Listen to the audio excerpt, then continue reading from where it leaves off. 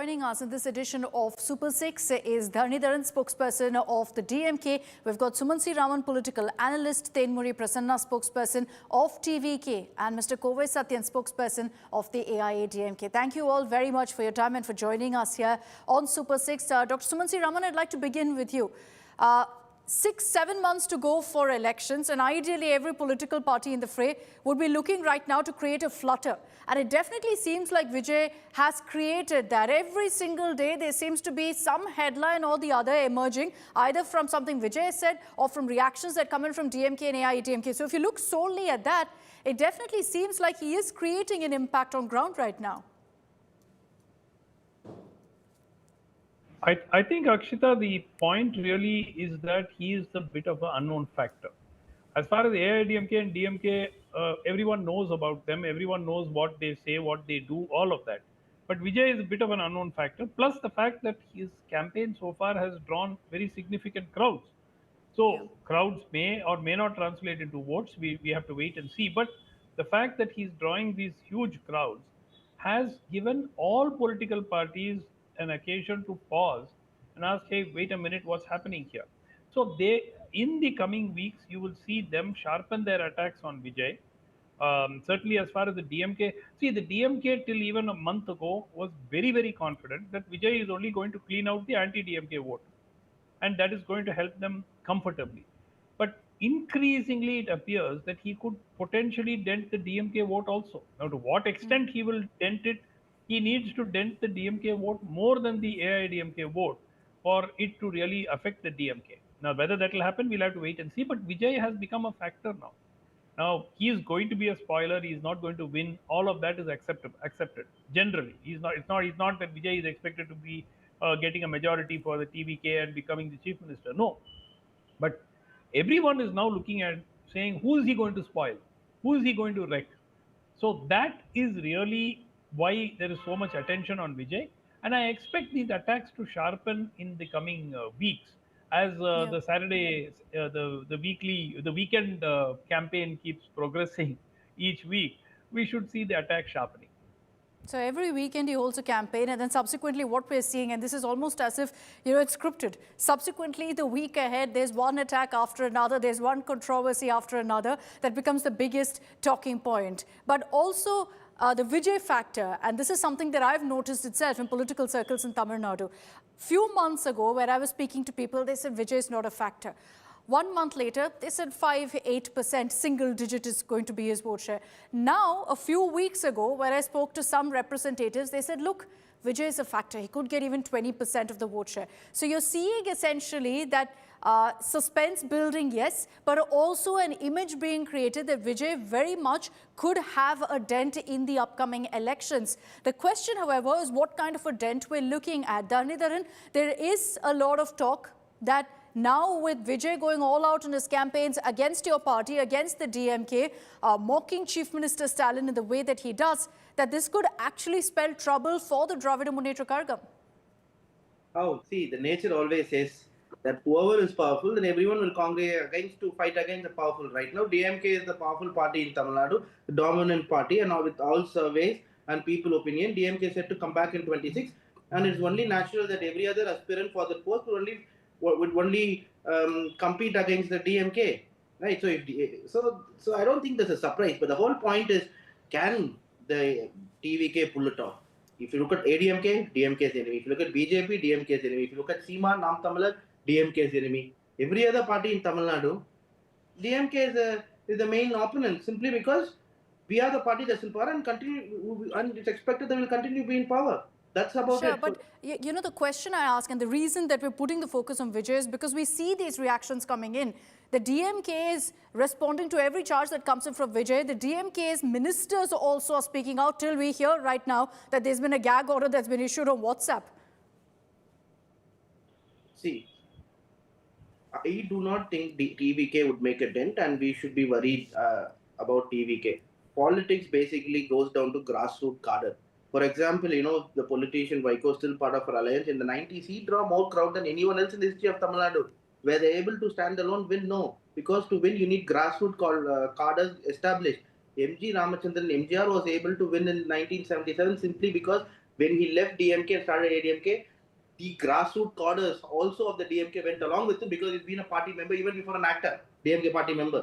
So that is why he was able to come. But look at the other examples, except for NT Ramarao, Lord Chiranjeevi, anyone, none of them have made it big, though they were able to attract crowds. Simply You can give the because, other example of Pawan Kalyan. see, Pawan Kalyan is a different matter altogether. He formed an alliance with BJP and Telugu Desam party, but Vijay is going to stand alone, and there is a huge anti-BJP sentiment in Tamil Nadu, so which is a no-go. So I don't think we have to be worried. And DMK's vote share has been consistently forward between 47% to 53%. So whichever party wants to compete against DMK, or whatever alliance we formed against DMK, I don't think they can topple simply because the vote share has been 47% to 53%. Okay, if my vote share has been between 35% to 38%, then okay, I have to be worried about others' alliances and how that is going to go. But when my vote share is going to be 47 to 33%, there is no way that whatever be the alliance, then we would lose the election. Again, when it comes to alliance, it's not that like 1 plus 1 plus 1 is equal to 3, right? There are a lot of chemistry is involved. So when you don't have, maybe even TVK and BJP will come together, not necessarily that people who would have otherwise voted for TVK will now vote, or people who otherwise voted to BJP would now vote for BJP, TVK alliance, simply hypothetical. No, but it's a question of consolidation. But all of this, of course, is hypothetical, as you said. Let me bring in Kovai Satyan of the AIADMK. There's a lot of talk, Mr. Satyan, about alliances for Vijay, about the TVK. There seem to be constant efforts by the AIADMK to kind of woo Vijay, with the latest statement from Mr. Balaji saying Vijay can do nothing unless he joins hands with the AIADMK. The senior leaders make a statement based on their political experience doesn't mean that it is the call of the high command. And nobody in the AIADMK is desperate or trying to please Vijay to join us. It is him to decide. It is, as meanwhile, a political sympathizer or a local sympathizer of DMK yesterday said Vijay will come to DMK and he'll be offered a Rajya Sabha seat in yesterday's rally. So these are all talks from second line or third line leaders, which doesn't hold much of an political importance. It's all stems out of their experience. But let me tell you, the writing on the wall is very clear. DMK has never formed a back-to-back victory in assembly elections. And the image that DMK and their ally are stronger is busted because 4 of their alliance parties have lost their symbol by the election commission's actions. Now, there is a big hole in the ship of DMK and it has started to sink long back.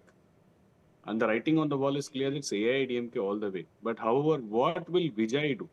Vijay will further dent 2 parties predominantly. Number 1 is the minority vote bank of DMK, which DMK claims that they are the custodians. And there will be a huge dent for DMK on the minority vote share. The second is Seaman, wherein majority of the youngsters so far have inclined or shown inclination towards Seaman. There will be a huge dent for the Nam Tamlar Kachi. The third consolidation will happen on the cat on the wall voters. The cat on the wall and the bench sitters, who will decide at least at the time of elections. That is roughly about not more than 1 or 2%. So my advice to India today is, please terminate your association with those political analysts who had told you that Vijay will take 20%. Probably they are not aware about the political scenario, nor they have any solid data to back their claim. And please don't take their data and present in a national media. Okay, I'm not going to reveal my sources. You've given an interesting analysis, Mr. Satyan. Let me add another flip to it, which is that if Vijay eats into the AIADMK vote share, it's possible because of the anti-incumbency factor. There's no doubt the AIADMK is trying to make the most of the anti-incumbency sentiment. The challenge is if people say that, look, as a result of anti-incumbency, they say we want to look for a new alternative. And so they look to Vijay, in which case it's a direct impact for the AIADMK. Absolutely not. People don't immediately believe somebody says that I'm here as an alternative.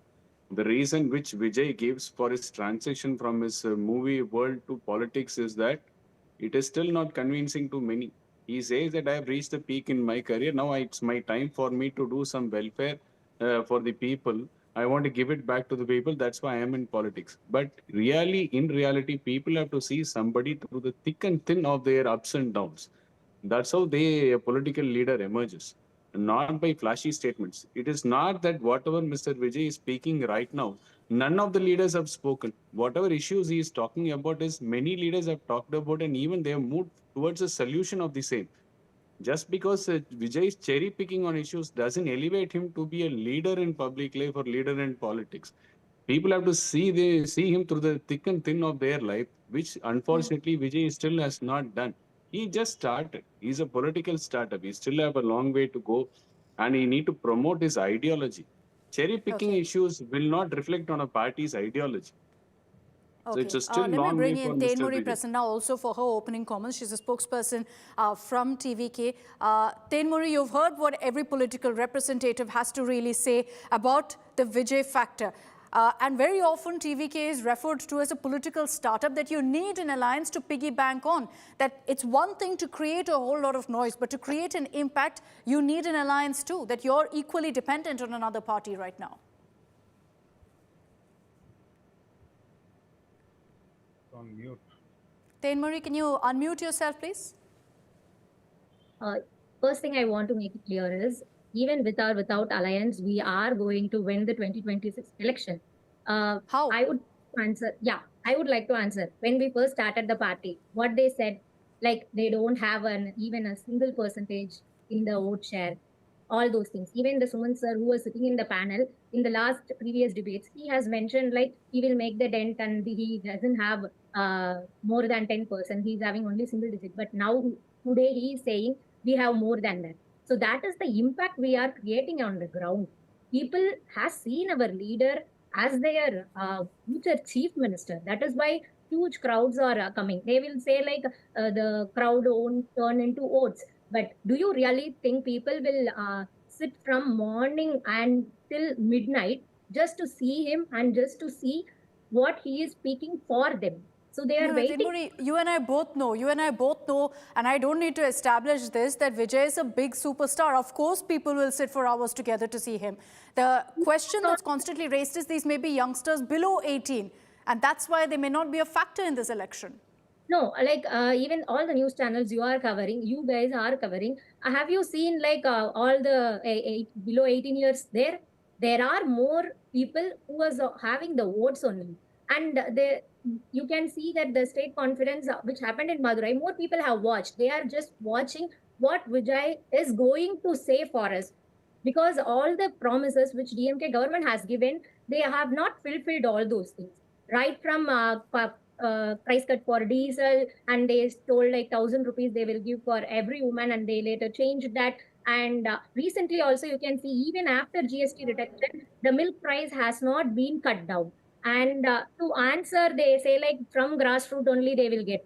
Even for the newly formed party, we have more than 60,000 booth agents, which other parties doesn't have clearly. They can see because we have been as a Vijay Makkal Yakam and we have been in the ground for years. So we do have the proper infrastructure. They can't even imagine that many booth level agents we have. Like for the suggestions, like for each booth, we have more than 3 persons or 4 persons who we can pick. So you're suggesting your grassroots strong. You're suggesting your grassroots strong because very often the question is, does TVK even have the base to put up candidates in all seats in Tamil Nadu? This is like a baseless allegations, I would say, because how they can say like we don't have the cadres on all those things. We have appointed more than 1 lakh TVK members, and we do have 1.5 crore membership, and we do have more than 60,000 booth agents. How we cannot Ultimately, maybe it won't matter because it'll be Vijay on the ticket and every one of those seats, as he himself has said. Dharanidharan, go ahead. No, I would like to answer. Like we do have cadre. How we can say without announcing? I'll come back to you, Tenmuri. Let Dharanidharan make his point, please. No, let me speak as not as a DMK spokesman, someone who have tried to understand politics and how India works. So how India works is that who are the people who are dependent on the government? More marginalized you are, more dependent you are on the government, right? And you are dependent on the local politicians to get your things done, to get your basic necessity. So, okay, one person could be the chief minister candidate for all 234 constituencies. The elites can go and meet him. What happens to someone staying in some remote part of Nilagiri district if they're not getting basic water supply done, or if a government school teacher is not coming to school properly? Who will they go to? They will have to go to the local party functionary, the local councillor there, local panchayat leader there, and then the booth level worker there. So that is why the face of the booth level worker becomes very important, because he is the one the people can go and ask. See, we voted for you, you have not given us this. Get it done for us.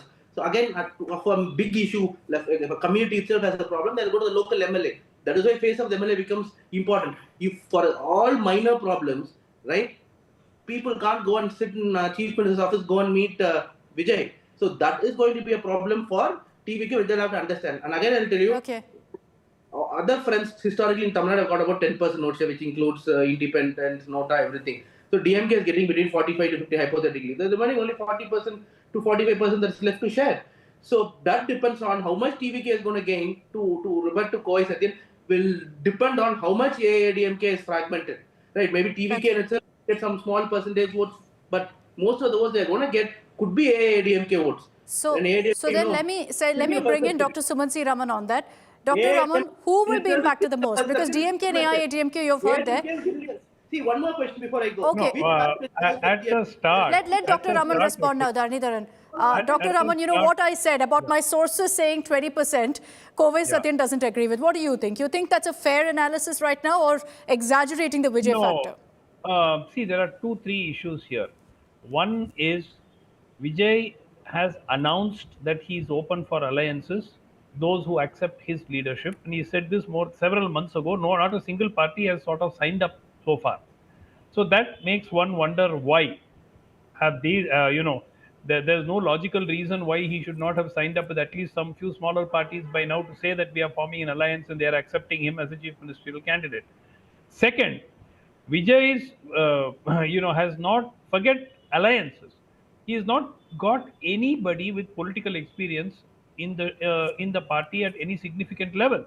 There's just one Mr. Busi Anand, who was an MLA in Pondicherry, where the total electorate in his constituency, I remember seeing somewhere, was totally 20,000 people or something, and he won some 6 or 7,000 votes. Now that's the only person with some kind of political experience in that party. Where are the leaders from the other political parties queuing up to join? Why are they? If they are seeing this party as a winning horse, somebody who's going to be the next chief minister, there will be a queue of politicians queuing up from DMK, from ADMK, from BJP, Congress, everywhere there will be people queuing up to join the party, right? At least those who are currently disgruntled in their respective parties will want to join. No, you're right. Nobody That's an else. indicator. So these are indicators that Vijay, at this point of time, there's still 6-7 months to go. 6 months is a very long time in politics. Is currently going to be a spoiler. He is going to cut the vote. Probably still likely to cut more of an anti-DMK vote than the DMK vote, but the DMK vote is also going to be cut. It is not, if Mr. Dhanidharan thinks that they're going to get 47%, he's living in a dreamland. It's not going to happen. Vijay will take everybody's vote. He will take a part of the DMK vote. He will take a part of the anti-DMK vote as well. The point really is how far is he going to go? What is he going to achieve at the end of it? If you take 10% or 12%, it's still not going to be enough to win anything. And 2031 will then be a long, long way away. So I don't know what his objective is, who is funding him, who is setting him up. I think that there needs to be more talk about all these things. Who is behind Vijay? Then the B team allegations will come to the fore. Kovai Satyan, quickly, at this point, looking at the comments that come in, if you could give me a yes or no answer, is the AIADMK open to an alliance with the TVK or not? Yes or no? The decision is left with our General Secretary, EPS. So I have no authority to say anything on that front. However, let me tell you, any political startup, the initial actions will only be taken as noise, because they need to create more noise to grab the attention of the media and the people. But the noise has to translate into actions. But unfortunately, what's happening with Mr. Vijay is he has just started the noise. You have to wait and watch whether that noise translates into actions, whether people are willing to get it and understand it. Then it translates into votes. So it's still a long way for him to go to understand the political nuances and dynamics of a grassroots cadre, how he works. Somebody says that we are ready with the BLA, but I don't see the BLA list being put up by the Election Commission apart from DMK and AIADMK. It's there available on the online. They will know. They go to the choose a booth number. You will get to know who is the BLA for DMK and AIADMK with their contact number. Unfortunately, none of the other political parties are able to even get to that level. But I'm happy and glad for Vijay party, TVK, if they say that their BLAs are ready. And good luck with them. Okay, we'll leave it at that. 6 months to go, more than 6 months essentially for the elections. We'll see what happens, but Vijay definitely creating a whole lot of noise. Will that actually translate to impact on the ground? It depends really on how the campaign shapes up in the next few months as well. But thank you very much, Dharnidhar and Kovai Satyan, Dr. Suman C. Raman and Tenmuri for joining us here on India Today. This is something, of course, that we are going to continue focusing on, because every weekend